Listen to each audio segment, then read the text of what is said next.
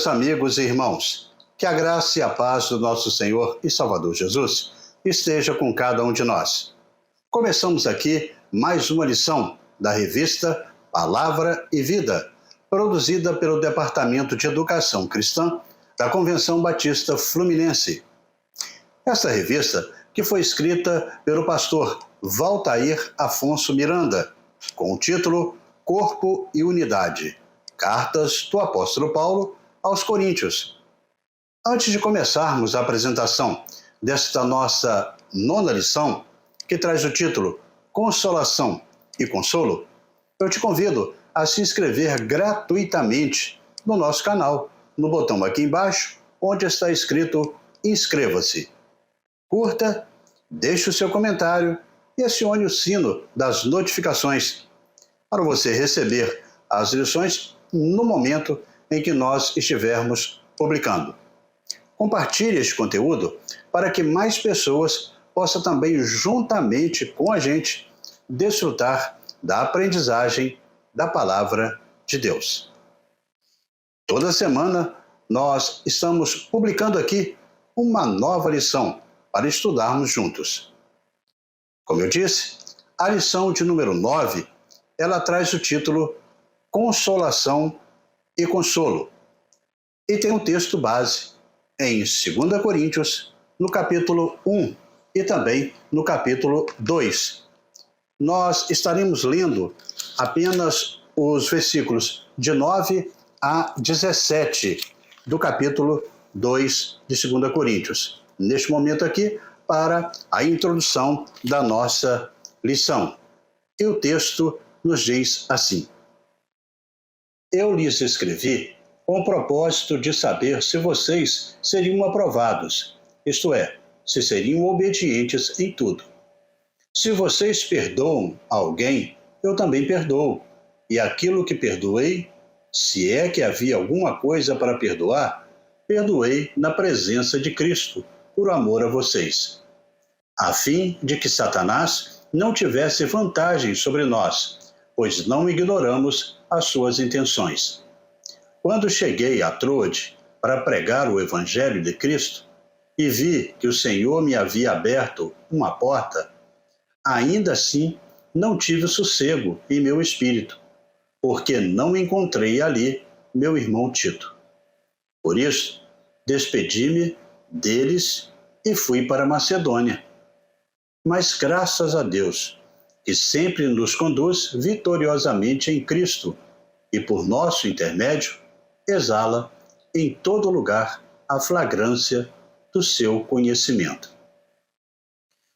Porque para Deus somos o aroma de Cristo entre os que estão sendo salvos e os que estão perecendo. Para estes, somos cheiro de morte, para aqueles, flagrância de vida. Mas quem está capacitado para tanto? Ao contrário de muitos, não negociamos a palavra de Deus, visando o lucro. Antes, em Cristo, falamos diante de Deus, com sinceridade, como homens enviados por Deus. Nós começamos a estudar hoje a segunda carta do apóstolo Paulo aos Coríntios. Essa carta pode ser até identificada sobre 3 divisões. Os capítulos de 1 até o capítulo 7, de 1 a 7, consistem numa exposição do ministério apostólico de Paulo. Já nos capítulos de 8 até o 9, Paulo ele defende a causa das ofertas enviadas aos cristãos pobres de Jerusalém. Os capítulos 10 a 13, mais uma vez, de forma incisiva e enérgica, são aí uma defesa da autoridade apostólica de Paulo. Nas lições anteriores, nos debruçamos sobre a primeira carta de Coríntios. Depois de tudo o que o apóstolo Paulo tinha escrito, poderíamos imaginar aí que tudo estivesse resolvido lá naquela igreja. Mas a coisa não aconteceu assim, dessa maneira que era esperada pelo apóstolo. O tema-chave dessa segunda carta é sobre o encorajamento de Deus aos crentes. Este é o 47º livro da Bíblia. É o 8º do Novo Testamento. Na segunda carta aos Coríntios, nós acompanhamos a felicidade do apóstolo Paulo em saber, através de Tito, que a sua carta de ajuda aos cristãos em Corinto tinha sido bem recebida por eles. Além disso, essa carta ela serve como um alerta aos cristãos sobre o surgimento de falsos apóstolos. Ao longo dos 13 capítulos, nós vemos que os esforços do apóstolo em auxiliar aqueles irmãos da cidade de Corinto tinham sido positivos. Porém, algumas questões ainda precisavam ser resolvidas, pois ainda havia aí divisão entre aqueles irmãos, os irmãos daquela igreja. Paulo, ele é alertado sobre o surgimento de falsos apóstolos dentre os cristãos de Corinto, que ensinavam a eles uma falsa doutrina, indo contra aos ensinamentos do Senhor, e os colocavam contra o apóstolo Paulo. Os falsos apóstolos, eles pregavam que todos deveriam ir contra as práticas levadas a eles pelo apóstolo Paulo. E assim, muitos começavam a se opor às ideias de Paulo, questionando a sua autoridade como apóstolo. Além disso, eles reagiram negativamente às tentativas de aconselhamento do apóstolo.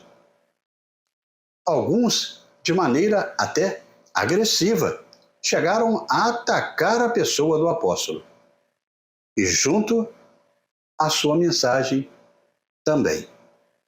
Foi neste momento que a palavra da segunda carta aos Coríntios foram escritas, todas aquelas palavras. Isso explica o tom de defesa desta segunda carta. Paulo, ele não apenas defende o seu ministério, mas a mensagem de salvação que estava ao redor da sua vida e do seu testemunho. Com isso, Paulo, ele escreve essa segunda carta a fim de alertar os cristãos dos falsos apóstolos, lembrando a eles do seu amor e da sua preocupação por aqueles irmãos. Paulo convida aqueles irmãos ao arrependimento para que não relutem em seguir os seus ensinamentos. Isso porque os tais falsos apóstolos eram considerados obreiros fraudulentos, que se transformavam por eles mesmos em supostos apóstolos de Cristo. E aquilo que eles estavam fazendo não era para que os coríntios se maravilhassem. Haja visto, o próprio Satanás se manifestou em anjo de luz, como destaca aí o apóstolo em 2 Coríntios 11, no versículo 13 e 14. Paulo, ele lembra também aqueles irmãos sobre o amor de Deus por todos e da necessidade de nos voltarmos para Deus. Ele diz para que aqueles irmãos se alegrassem. O apóstolo orienta a serem perfeitos, consolados, de um mesmo entendimento e que vivessem em paz, porque assim o Deus de amor e de paz seria sempre com eles. Assim declara Paulo em 2 Coríntios 13, 11.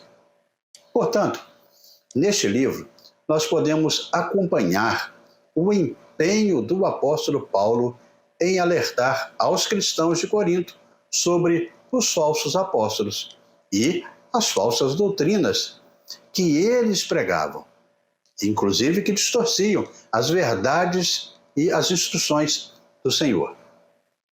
Além disso, o apóstolo lembra a todos o verdadeiro caminho a ser seguido e das palavras do Deus que devemos seguir. E dessa forma, irmãos, chegamos ao primeiro tópico de nossa lição, que tem o título O Contexto Histórico de 2 Coríntios. O contexto histórico de 2 Coríntios. Ao iniciarmos este tópico, nós devemos destacar que, na verdade, a história é mais complexa e ampla do que pensamos. Alguns autores sugerem que Paulo escreveu 4 cartas para aquela igreja, mas que apenas 2 foram registradas nas Escrituras. É bom lembrar que em 1 Coríntios, já no capítulo 16, no verso de número 8, o apóstolo Paulo ele está escrevendo aquela carta na cidade de Éfeso.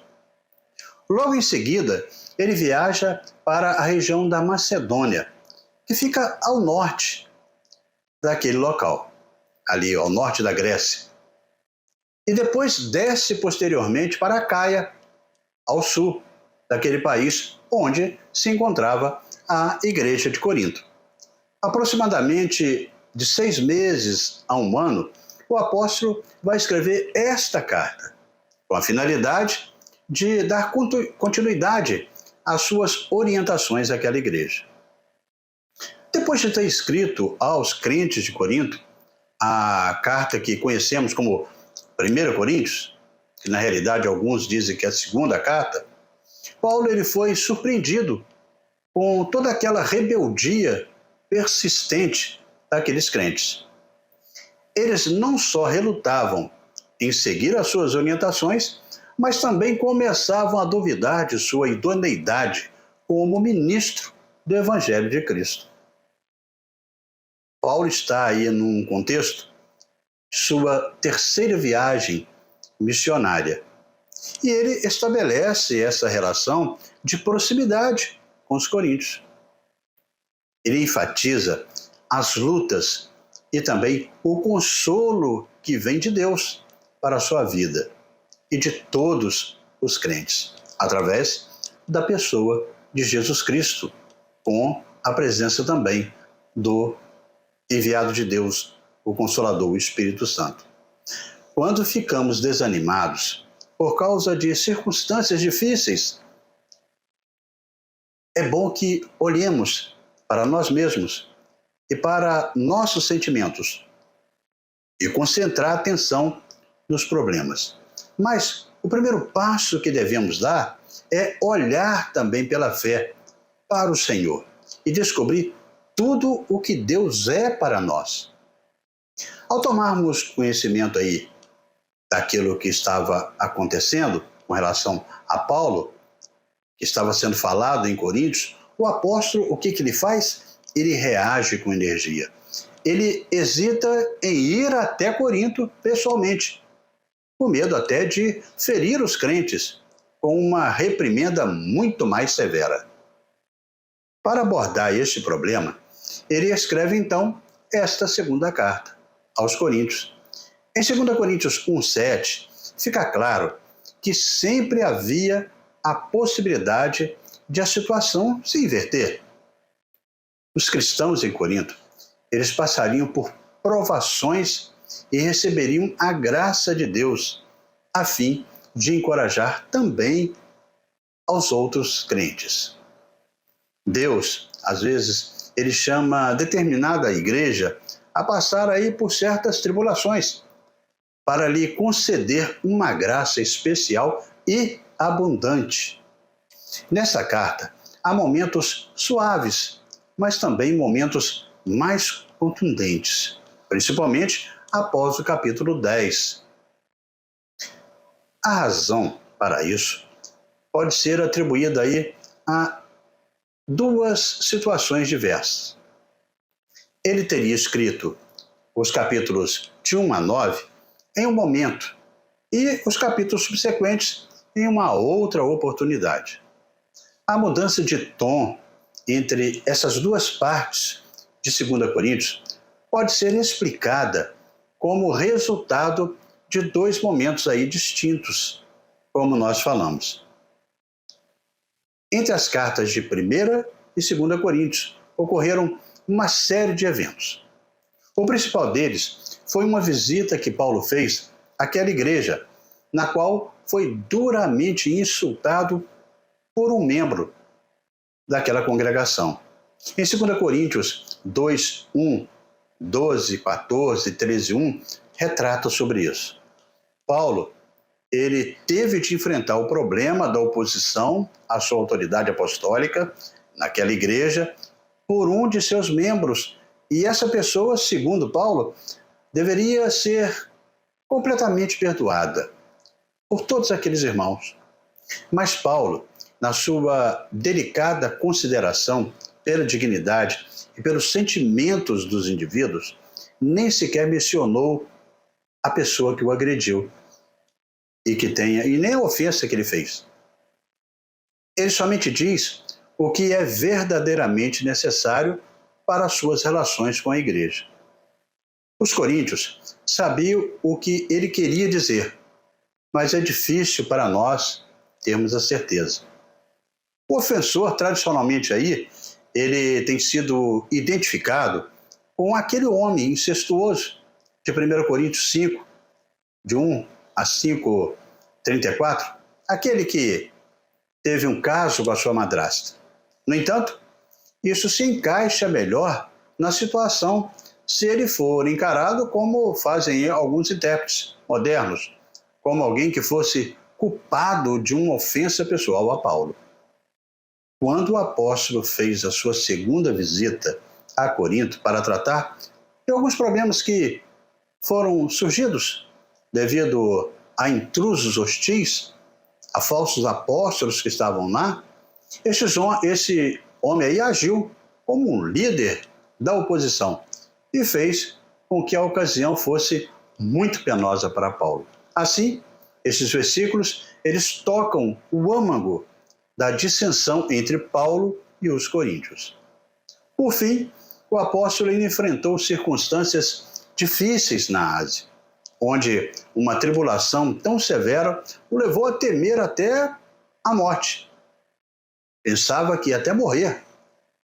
Depois de retornar a Éfeso, ele escreveu o conteúdo que provavelmente encontramos em 2 Coríntios 10, no versículo 13.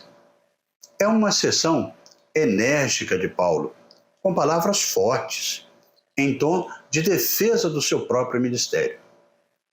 Esta carta teria sido enviada a Corinto por meio de Tito. Paulo vai usar o termo consciência mais de 20 vezes em suas epístolas e em seu ministério de pregação registrado no livro de Atos 24, 16. Quando ele declara se esforçar por ter sempre consciência pura diante de Deus e dos homens. Quando uma pessoa tem consciência pura, também tem integridade. É sincera e confiável.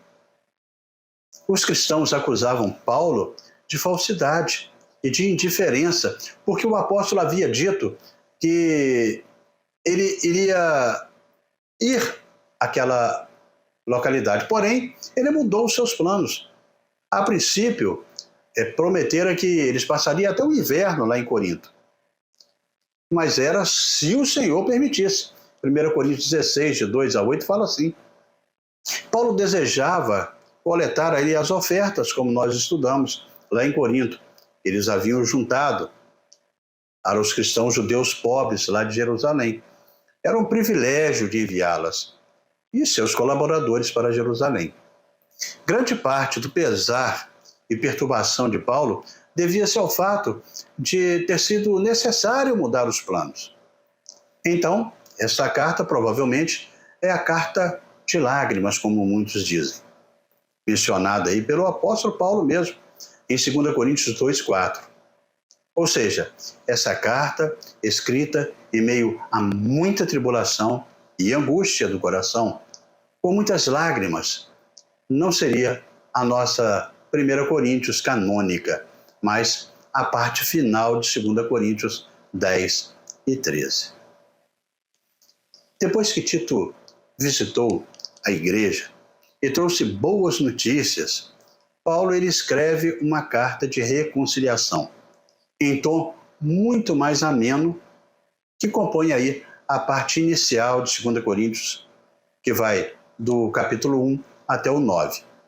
Não se sabe ao certo o motivo da fusão das duas cartas em um único documento, ou mesmo quem inverteu a ordem.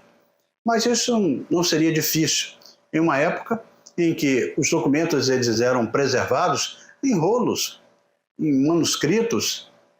Não há dúvida, entretanto, de que os dois textos paulinos foram escritos no mesmo ano e foram separados apenas pela ida e a volta do seu jovem discípulo, Tito, lá naquela cidade. Jesus, ele nos instrui a ser claros e sinceros no que dizemos. Como diz lá em Mateus, que seja, porém, a nossa palavra sim, sim, não, não. O que disso passar vem do maligno, como está escrito em Mateus 5,37.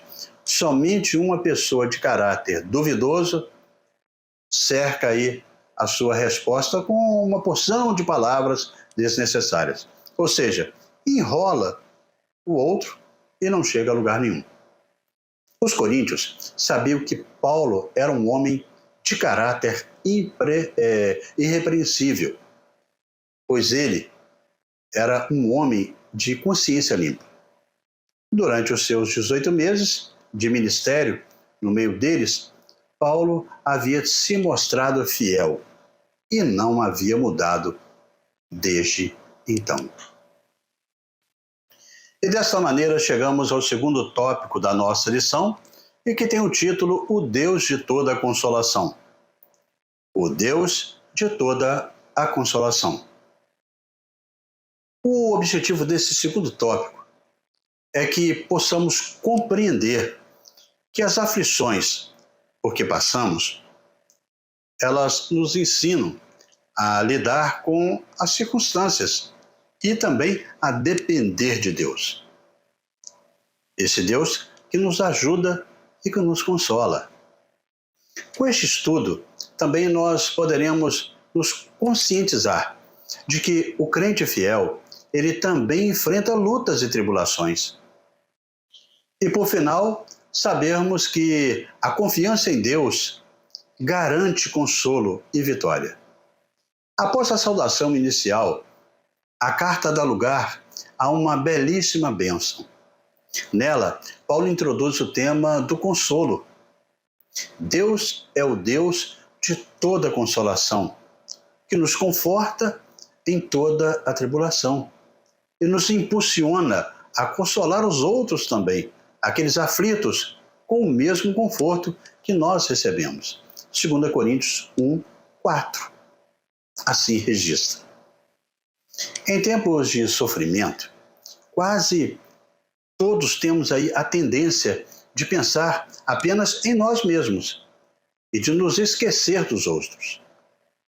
Em vez de sermos canais para levar o consolo, transformamos-nos em cisternas. Guardamos toda a bênção para nós mesmos usufruirmos. No entanto, um dos motivos de passarmos por tribulações é para que também aprendamos a ser canais de bênção para consolar e encorajar também outras pessoas, outros crentes.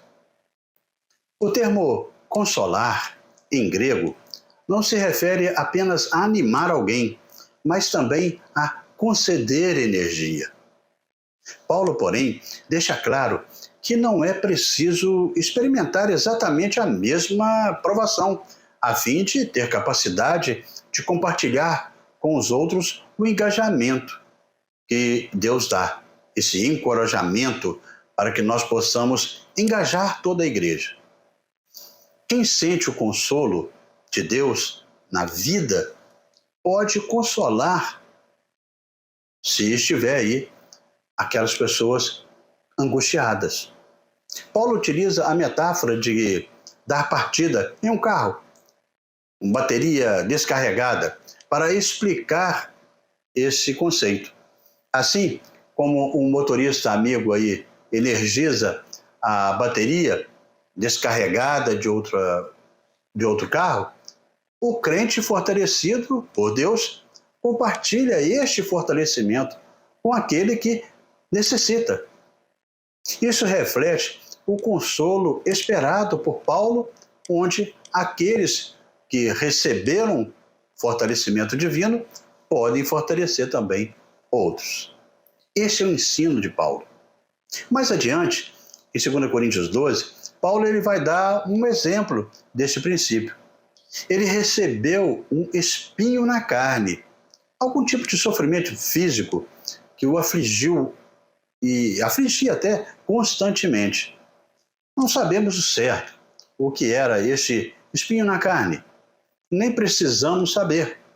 O que sabemos é que Paulo experimentou a graça de Deus e então compartilhou isso com aqueles irmãos. Há uma conexão intrínseca entre sofrimento e consolo. Deus não permite que seus filhos enfrentem mais problemas do que podem suportar. Em 1 Coríntios 10, 13, retrata sobre isso.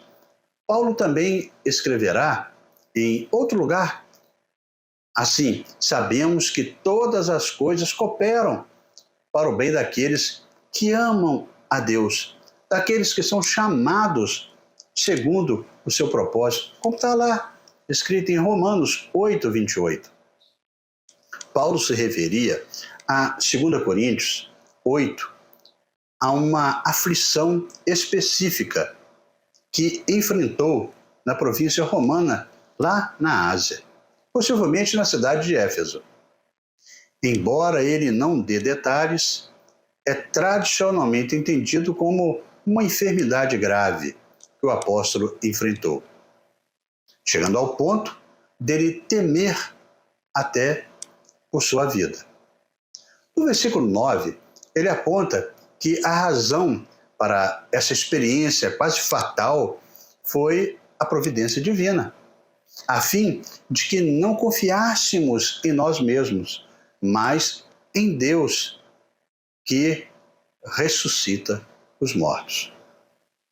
O apóstolo, ele agradece a Deus usando a seguinte expressão: bendito seja o Deus e Pai do nosso Senhor Jesus Cristo.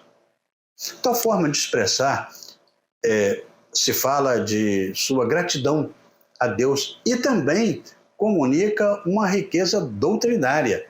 Deus é aqui revelado como o Pai das misericórdias, indicando que Ele, e esse Deus Todo-Poderoso, é aquele que nos perdoa. Suas misericórdias são expressões do seu caráter justo e santo, que pune o erro, mas se compadece do pecador arrependido, como está escrito lá em Salmo 103, do versículo 13 até o 18. Paulo também nos apresenta o consolo divino e o consolo comunitário, que é muito importante. Deus Pai não é apenas um Deus que se compadece de nós em nossas tribulações, mas é aquele que alivia os nossos sofrimentos com o bálsamo da consolação do seu Espírito. Lá em Atos 9, 31, assim destaca: pois é o Deus de toda consolação, como é tratado em 2 Coríntios 1, 3. A força da palavra consolação aqui, em grego, paráclesis, neste versículo, está no termo grego, também junto com ele, paráclitos, que é o advogado, o consolador, utilizado no Novo Testamento em relação à pessoa do Espírito Santo, como o outro consolador, prometido por Jesus, antes de se ascender aos céus. No versículo 4, Paulo, ele dá aí o testemunho do consolo divino, afirmando que Deus nos consola em toda a nossa tribulação, em uma clara referência às suas várias lutas vividas naqueles dias ante as perseguições e calúnias que sofrera. Na sequência, o apóstolo Paulo esclarece que o consolo que recebemos de Deus em meio aos sofrimentos, serve de bênção para nós mesmos e também para as outras pessoas, uma vez que aprendemos a lidar com as circunstâncias e nos tornamos canais de consolo divino para os outros. Na verdade, a Bíblia, ela fala-nos aqui da responsabilidade do crente em relação aos seus irmãos em Cristo Jesus, quando enfrentam tribulações, lutas, sofrimentos e dificuldades. A aflição na experiência cristã, que aqui é uma palavra bíblica, né, que anula o falso conceito da teologia da prosperidade, segundo a qual o crente santo e fiel não passa por dificuldades. Os sofrimentos e provações que enfrentamos produzem perseverança e esperança, como o apóstolo Paulo retrata em Romanos, no capítulo 5, nos versículos 3 e 4. As aflições são inevitáveis em nossa vida, porém, o consolo divino, bem como o apoio dos nossos irmãos, vem como um rio caudaloso, trazendo refrigério e descanso. E neste caminhar, irmãos, chegamos ao terceiro tópico da nossa lição e que tem o título Os Dois Lados do Evangelho. Os dois lados do Evangelho. Isso não quer dizer que tem dois evangelhos, não, tá? A sessão que se inicia em 2 Coríntios, no capítulo 1, do versículo 12, se estende até o final do capítulo 2. Nela, Paulo explica por que demorou a visitar a igreja de Corinto, contando eventos que ocorreram durante a sua viagem. A conjunção porque, no começo do verso 12, indica que Paulo podia pedir as orações da igreja em Corinto, porque sempre exerceu o seu ministério com uma consciência limpa.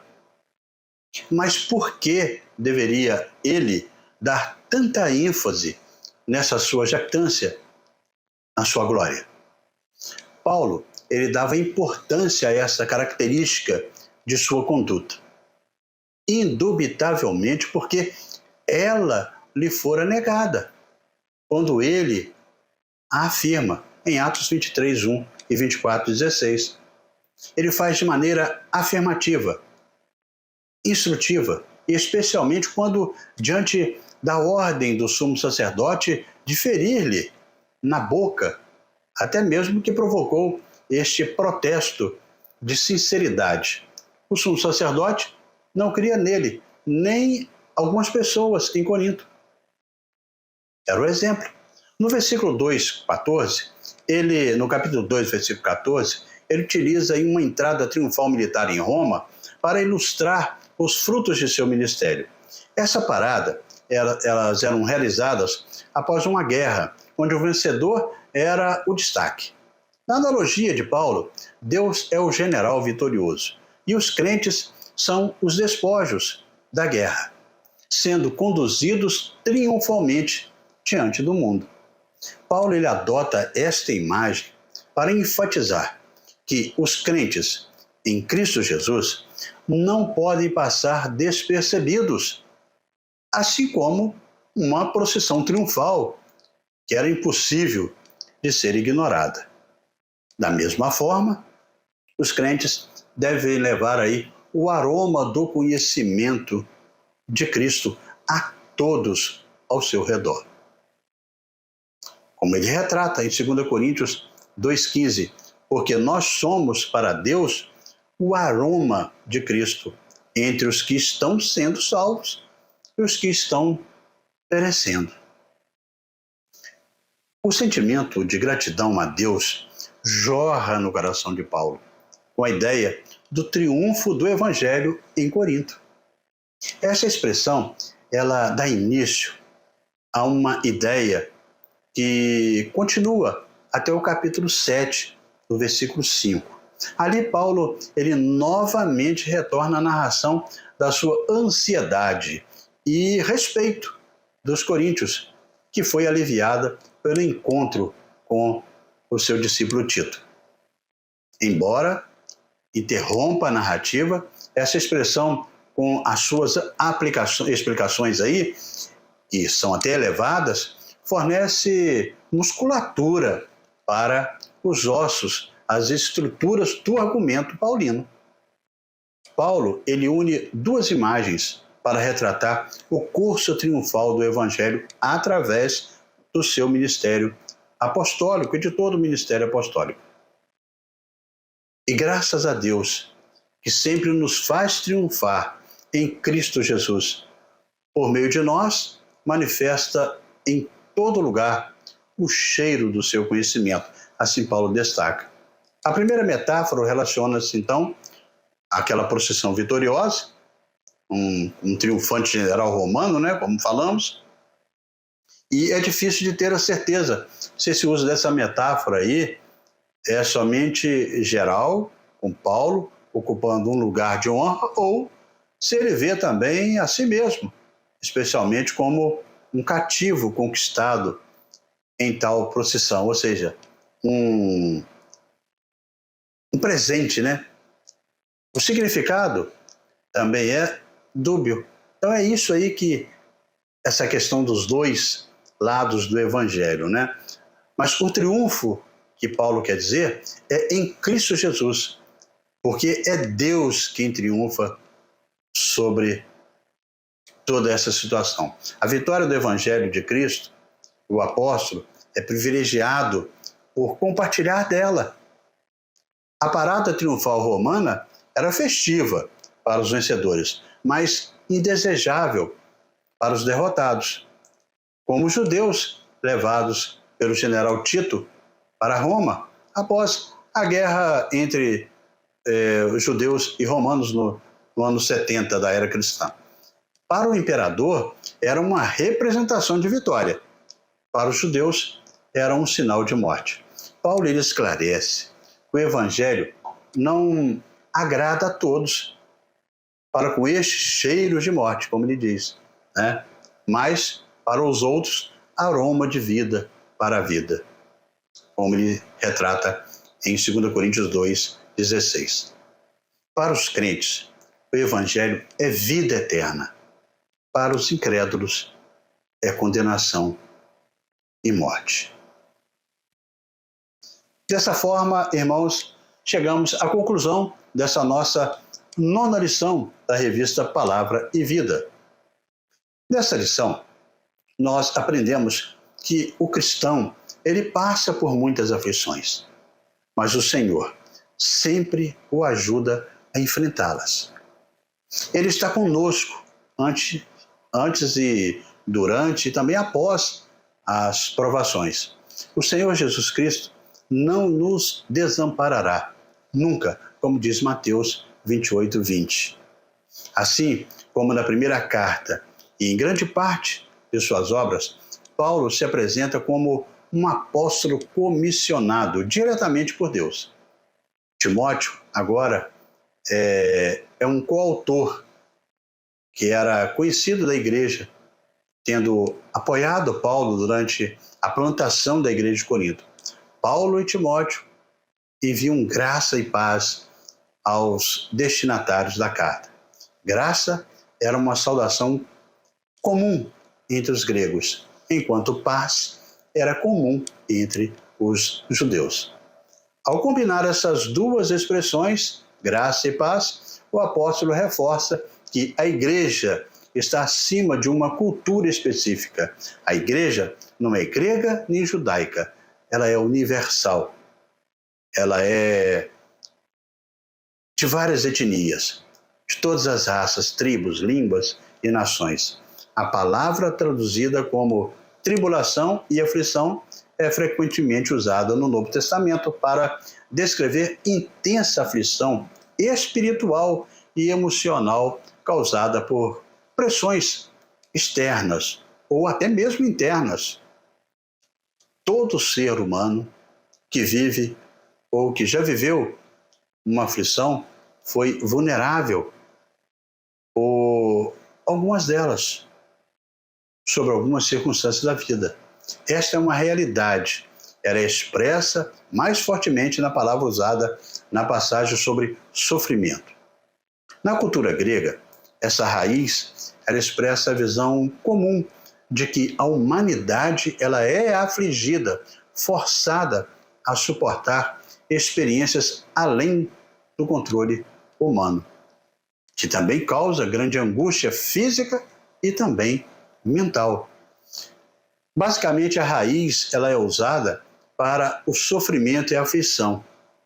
Em primeiro lugar, aí, Paulo ele sente que Deus é a fonte do consolo ou do encorajamento.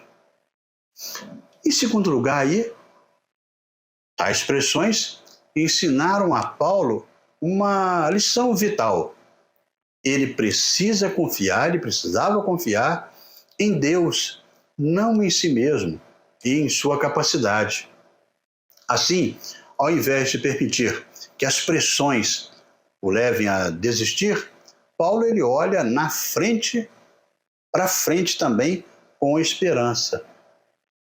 Essa palavra esperança é utilizada 70 vezes nas epístolas aí do Novo Testamento, onde sempre representa a expectativa em relação a algo bom. Se pensamos apenas no presente e nas dificuldades sobre as quais nós vivemos, poderemos ficar presos ao desespero permanente.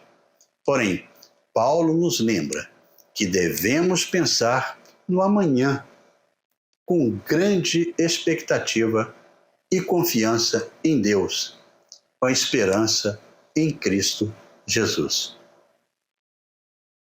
E chegamos agora, amigos e irmãos, no nosso momento para pensar e agir, com 3 indagações para aplicação em nossa lição de hoje.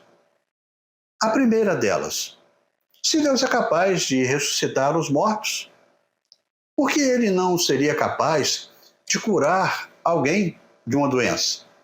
Olha, Deus, ele tem poder sobre a vida e a morte, sobre a doença e a saúde. Não há adversário que ele não possa vencer, nem inimigo que possa resistir. No entanto, é importante compreender que a vontade de Deus é que prevalecerá.